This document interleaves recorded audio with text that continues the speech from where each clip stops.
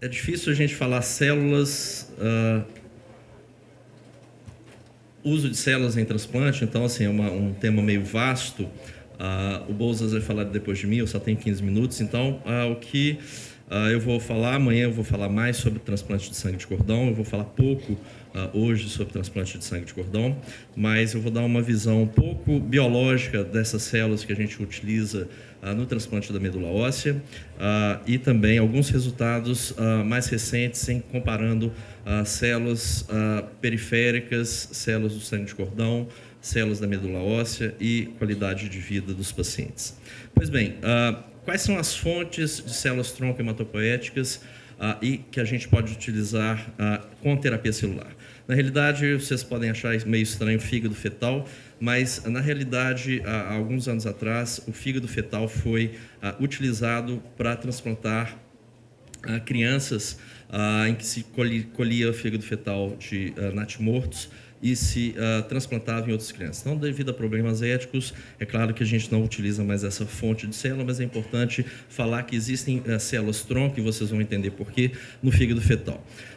As células que a gente utiliza geralmente na clínica médica em transplante são as células do sangue de cordão umbilical, as células da medula óssea e as células do sangue periférico mobilizado, como teve a sessão anteriormente já descrevendo como se mobiliza essas células. Pois bem, como vocês podem ver, por que existem as células tronco hematopoéticas no fígado e depois no cordão umbilical? Na realidade, o início da hematopoiese ela ocorre, então eu acho que é importante a gente que trabalha com o transplante de medula óssea ter uma visão básica de como são o início dessas células. Essas células, elas começam no saco vitelino, geralmente na primeira semana de gestação, elas migram para a região AGM e já nessa região, que é a aorta, gônada e o mesonefro, as células começam a aparecer no fígado e já a partir do 10º dia, a partir da segunda semana, no timo, baço e medula óssea.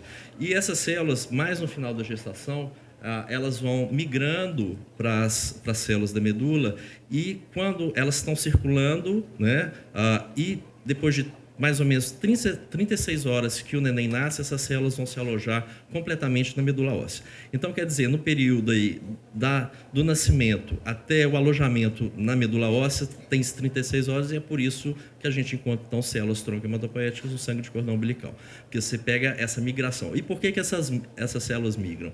Existem várias hipóteses, e uma delas seria a oxigenação, que a oxigenação faz com que essas células que estão circulando ali entre a mãe e o filho, né, no cordão umbilical, elas vão, com o oxigênio, elas migram então para a medula óssea e elas vão desaparecer do sangue periférico do bebê. Então, se você faz uma coleta de células CD34, assim que nasce no bebê, vai ter células CD34 circulando, é por isso que vai ter as células no sangue de cordão umbilical, e se você faz 36 horas depois, essas células desaparecem.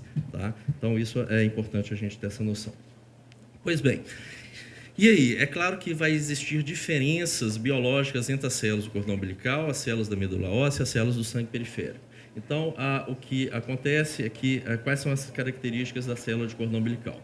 Grande número de progenitores imaturos, a clogenicidade elevada, grande capacidade de proliferação, é por isso que em torno de 100 ml de sangue de cordão corresponde a 1 litro de medula óssea em termos de proliferação dessas células. Os telômeros são mais curtos, desculpa, mais longos, a produção de citoquinas, diferentes fatores de crescimento e a capacidade aumentada de pega nos modelos animais quando comparado com outras fontes celulares, isso tudo devido a essas características de ontogenia.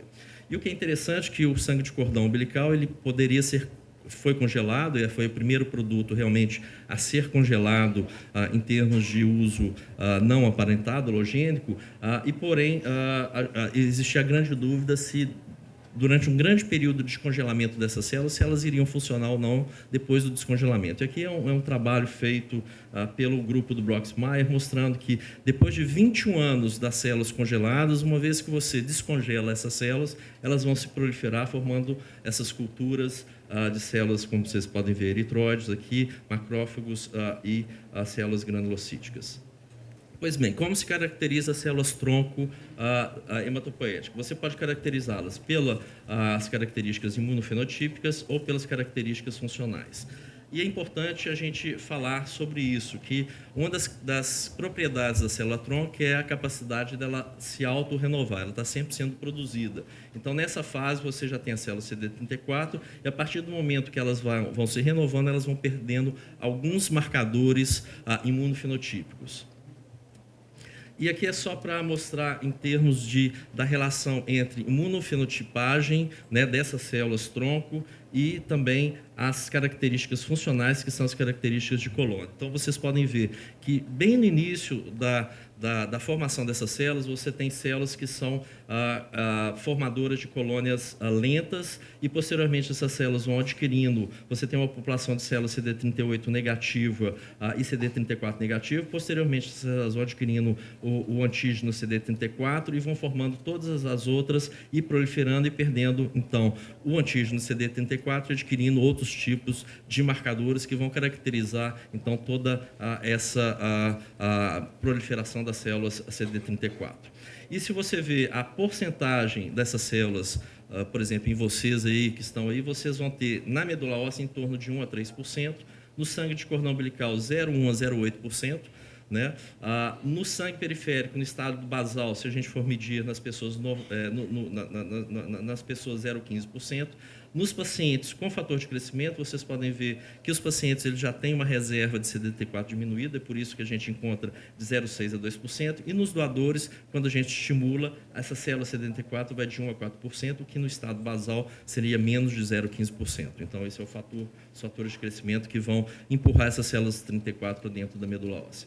Mas, mesmo assim, as diferentes fontes de células vão ter subpopulações diferentes de células CD34, dependendo dessa ontogenia dessas células e dos estímulos que vocês fazem. Então, por exemplo, aqui está escrito em francês, mas se vocês pegam essa população, por exemplo, CD34 positiva e DR negativa, que é uma população bem jovem, vocês podem ver que vai existir diferenças nessas populações dentro da medula óssea, do sangue de cordão umbilical, do sangue periférico e do sangue periférico com fator de crescimento. Mostrando, por exemplo, que essas células mais imaturas, CD34, elas estão presentes no sangue de cordão umbilical entre 8% e 18%.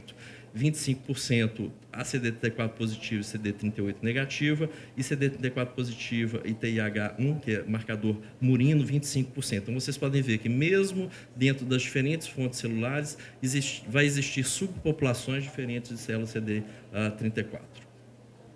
E isto é em relação à imunofenotipagem. Em relação à parte comparando o sangue de cordão com a medula óssea, vocês podem ver também que existem subpopulações, por exemplo, aqui é um marcador de proliferação B, né? Então, que dentro da medula óssea você vai ter em torno de 46% dessas células, porque elas já estão sendo passadas, né, dependendo da idade. Isso daqui também dependendo da idade dos pacientes, isso pode variar, né, mas vocês podem ver que existem 46% de células CD34 positiva, CD19 positiva, ao contrário do sangue de cordão, você tem muito pouca célula B já diferenciada na célula do sangue de cordão. Quando você vai para as caracterizações funcionais, vocês podem ver que a capacidade das células e das colônias estimuladoras dentro do sangue de cordão, elas são muito maiores. É por isso que, nos estudos iniciais, poderia-se dizer que 100 ml, como eu já disse, 100 ml de cordão, o que estava dentro do cordão, poderia transplantar uma pessoa que recebe 1 litro de medula óssea por essas características funcionais da célula CD34. Isso também em relação a marcadores mais diferenciados de proliferação. Eu não vou entrar em todos os detalhes, porque são bastante estudos. Além disso, a célula do sangue de cordão umbilical também é capaz de, uma vez que você transplanta um animal, retirar essas células e transplantá-las de novo. Então, foram trabalhos feitos há vários anos atrás pelo grupo do Zanjari. Além disso, a gente sabe que o que a gente está transplantando não é só células hematopoéticas, né? Mas tem outras células dentro do enxerto que são muito importantes. E quando a gente compara, então, essas outras células, comparando todo o enxerto das diferentes fontes, você vai ter células também, não só em relação a CD34, mas em relação a outras células importantes, como, por exemplo, os linfócitos. Então, se você compara os linfócitos do sangue de cordão umbilical com o sangue de periférico de adultos, as células vão ser as células naive de memória, você vai ter uma citotoxicidade reduzida das células dos linfócitos do sangue de cordão, vai ter uma produção diminuída de citoquinas, vai ter um efeito antitumoral. Então, vocês já podem pensar que essas características biológicas elas já podem explicar algumas características clínicas, como a diminuição da GVHD pós-cordão e o não aumento da recaída. Nunca em nenhum estudo mostrou-se que o sangue de cordão tem mais recaída do que a medula óssea ou sangue periférico, mesmo com a diminuição da GVHD, porque você tem um efeito, provavelmente um efeito das células NK in vitro e in vivo contra as células da leucemia. Então, essa é uma das explicações biológicas de por que a gente não vê um efeito de recaída maior no sangue de cordão, mesmo tendo a GVHD diminuída. E aí, então, é muito importante a gente pensar no enxerto, né, como um todo, e qual a função dessas células dentro dos resultados, dentro dos desfechos do transplante. Então, quando a gente analisa, isso daqui é um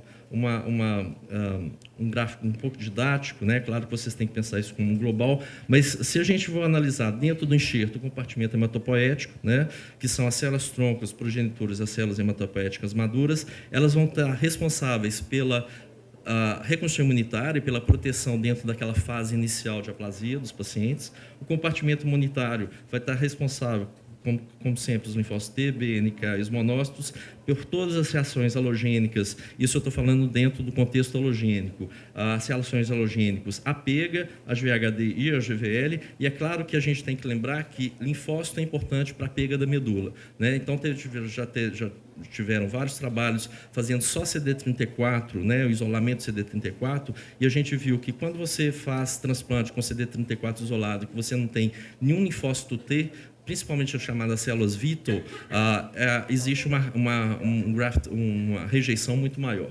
Além disso, mais recentemente também, provavelmente existem outras componentes do enxerto medular, que é o chamado compartimento acessório, em que a gente tem as células mesenquimais, que também quando você coleta essas células na medula óssea, você está transplantando também células mesenquimais, que podem ser responsáveis pela PEGA GVH, o que já não acontece com sangue de cordão umbilical, que você transfunde menos de célula mesenquimal, mas um pouco mais de célula endotelial, e no sangue periférico você não tem a presença dessas células. Então, esse compartimento é, de uma certa forma, um pouco questionado, a função dele, a presença dessas células e os desfechos do transplante.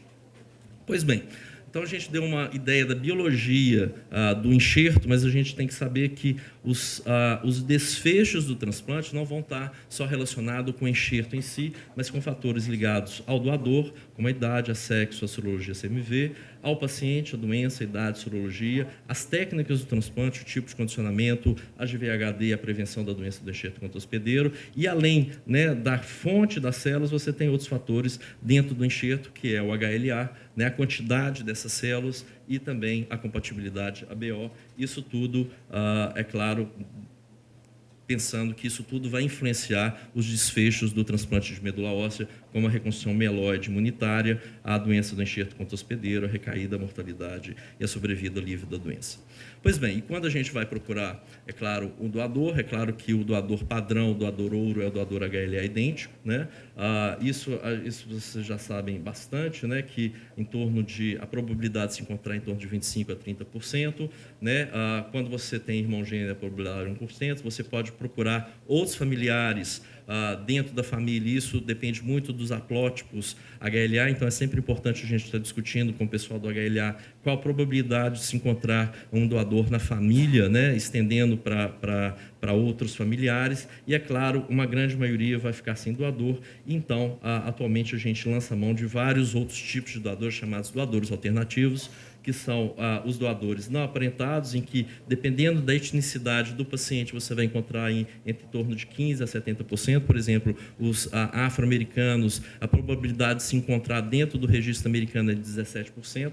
Aqui no Brasil, a gente já melhorou bastante, e o Dr. Bolsas vai mostrar para vocês a possibilidade possibilidade de encontrar para os pacientes brasileiros doadores não aparentados dentro do registro brasileiro, e é claro que também vai depender do grau de compatibilidade que a gente está pesquisando, se é 9 em 10 ou se é 10 em 10.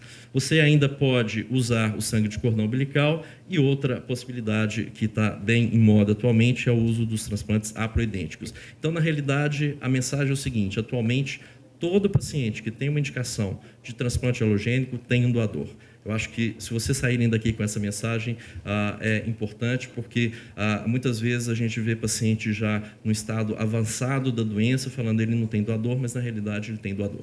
Então, eu acho que é importante a gente ter essa mensagem de que esses pacientes, e os resultados, vocês vão verem, são muito semelhantes entre todas essas fontes celulares. É claro que tem peculiaridades entre um tipo de doador, um tipo de célula que você vai usar, mas no final todos dão o resultado, principalmente a sobrevida livre de doença, muito parecido. Então, a mensagem é: para todo paciente com indicação de transplante halogênico, a gente encontra doadores atualmente. E quais são os estudos comparativos entre essas diferentes fontes celulares? Cordão, medula e sangue periférico. Eu não vou entrar em muitos detalhes, porque eu vou ter uma palestra sobre transplante de sangue de cordão amanhã, mas vocês podem ver que nós já comparamos vários tipos de células, né? As células de sangue de cordão aparentados, não aparentados, com medula óssea aparentado, não aparentado, HLA compatível, incompatível. Então, vocês podem ver que todos esses trabalhos em diferentes doenças, né? Então, vocês podem ver por exemplo, em doenças malignas, aparentadas, principalmente hemoglobinopatias e doenças não malignas, não aparentado cordão com medula, em leucemias agudas, não aparentado com haplo em SCID. Esse é um trabalho da Juliana, que eu estou vendo que está aqui, que foi feito lá em Paris. Os trabalhos comparando cordão com outras fontes celulares em síndrome de Hurler e em talassemia e hemoglobinopatia. Também isso em crianças, em adultos também. Nós fizemos já vários estudos comparando inicialmente cordão com a medula 6 em 6, porque em 2004 a gente ainda utilizava baixa resolução, e posteriormente, mais recentemente, com alta resolução. Esse é um trabalho que a gente fez em colaboração com o CIBMTR e o Eurocord. E, na realidade, esse trabalho publicado em 2010, mostrando a comparação de sobrevida livre de leucemia de adultos recebendo um cordão único, tá?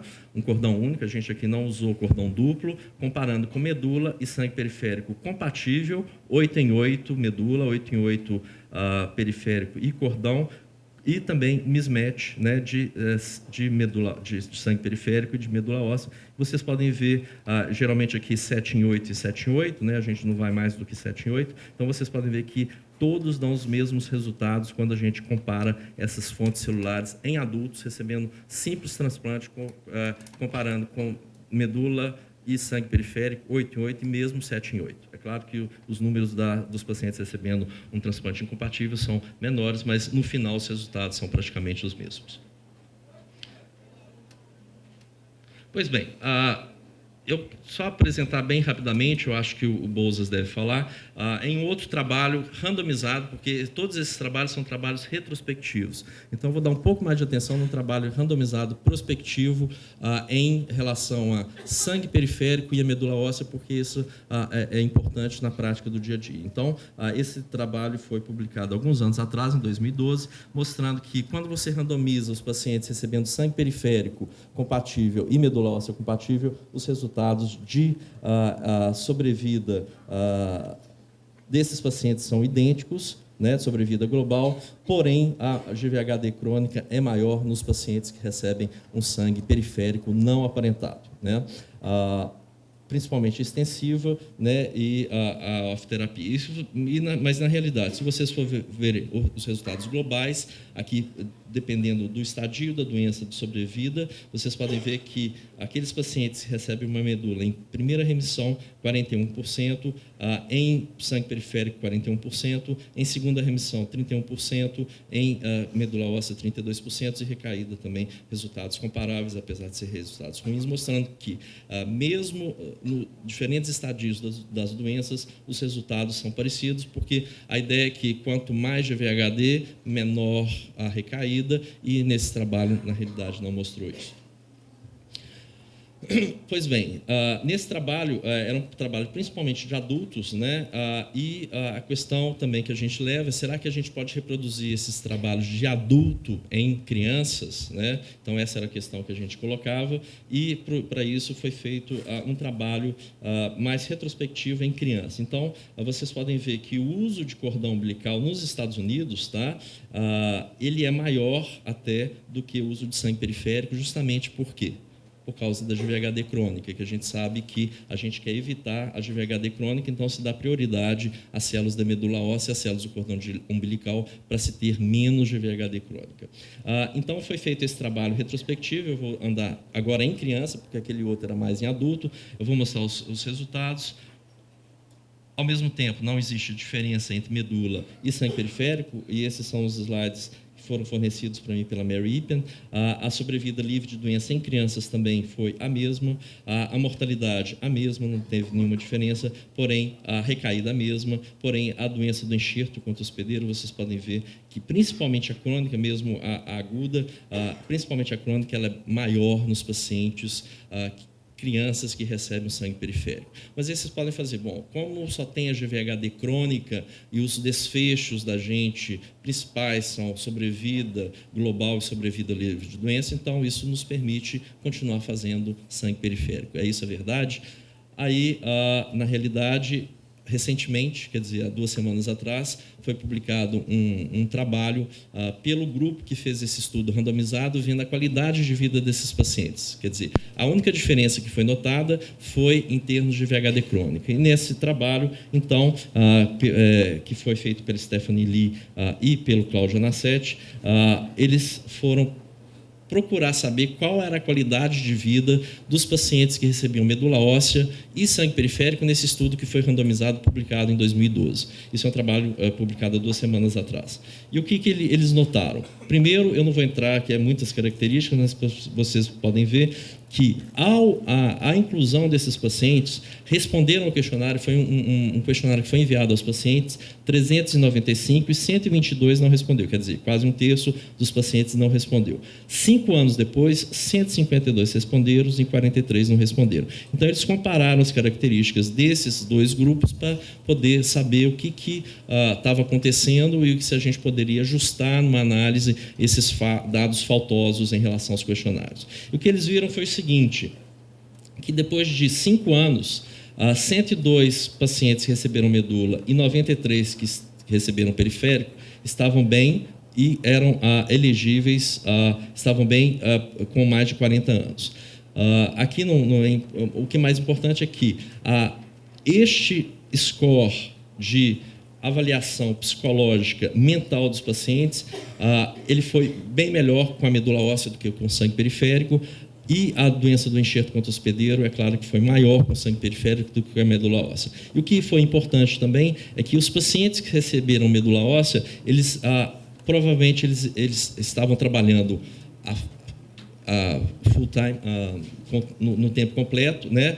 Comparado com aqueles pacientes que receberam o sangue periférico, eles entravam no mercado de trabalho mais precocemente do que os pacientes que receberam sangue periférico, com um follow-up bem grande. E é claro que não existiu diferença nessa população em relação à sobrevida e à sobrevida livre de doença, mostrando que a GVHD crônica, é claro que vai impactar na qualidade de vida desses pacientes. Aqui só mostrar que mesmo nesse grupo, de novo, não teve diferença estatística em relação à sobrevida, e o que eles concluem é que, na realidade, se deve dar preferência à medula óssea do que ao sangue periférico em adultos e crianças. É claro que isso daqui a gente está vendo do lado do paciente, mas muitas vezes o doador ele prefere doar sangue periférico do que medula, mas eu acho que é uma questão de informação dos pacientes, dos doadores, né, voluntários, mostrando esses resultados que são importantes para o paciente. Então, eu acho que